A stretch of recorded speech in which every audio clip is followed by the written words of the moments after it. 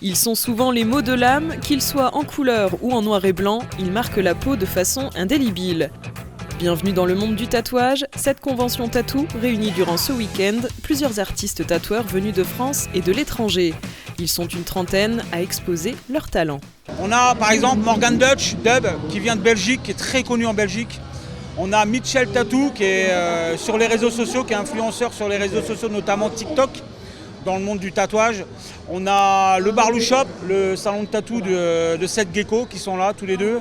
On a les Aznek Tattoo, qui sont des vrais artistes au sens large, parce qu'ils ne font pas que des tatouages. C'est eux qui nous ont créé, façonné et produit les trophées pour le concours tatou. Ça vient de Bretagne, ça vient de partout.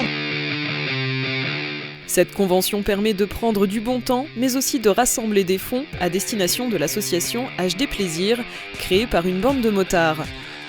Tous les bénéfices seront reversés à cette association œuvrant pour les enfants malades. Également présents pour cet événement, 2 présentateurs. Pour eux, une convention dans la campagne, c'est plus convivial. Moi, je viens quasiment de la campagne en Alsace, donc je fais beaucoup de petites conventions avec 20-30 tatoueurs. C'est vraiment bien pour booster le monde du tatouage, je trouve. Ah ben c'est cool, justement, ça change en fait des grosses conventions qui sont dans les grandes villes. Moi, je trouve ça cool.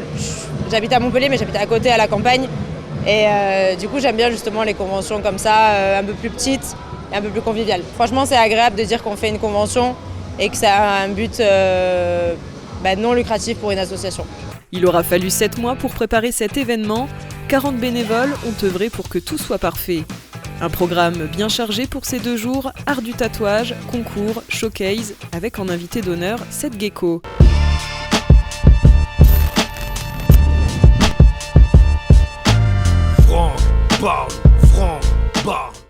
Véritable rappeur français, il a déjà sorti plusieurs albums.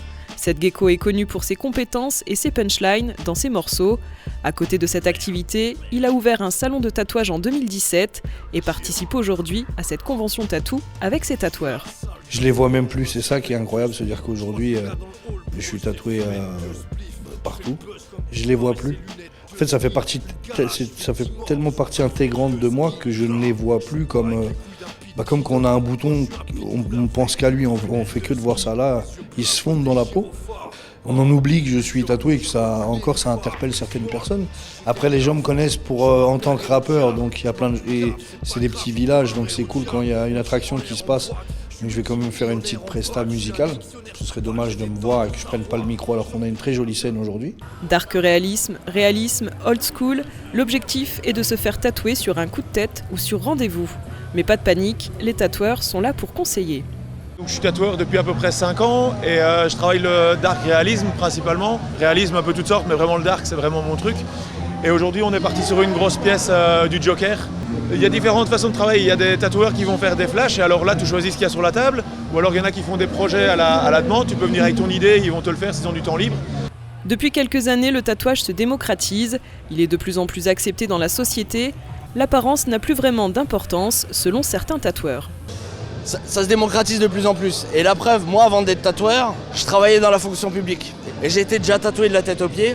La dame que j'ai tatouée là juste à l'instant, elle vient de me dire qu'elle était commerciale et que ça ne gênait pas pour son travail par exemple. Parce que c'est pas parce qu'on est tatoué de la tête aux pieds qu'on est forcément un voyou. Cette première édition risque d'être un succès. Ce moment de fête et de partage permet aux amoureux du tatouage, mais aussi aux plus curieux, de découvrir cet univers. La fête continue jusqu'à dimanche soir, 20h.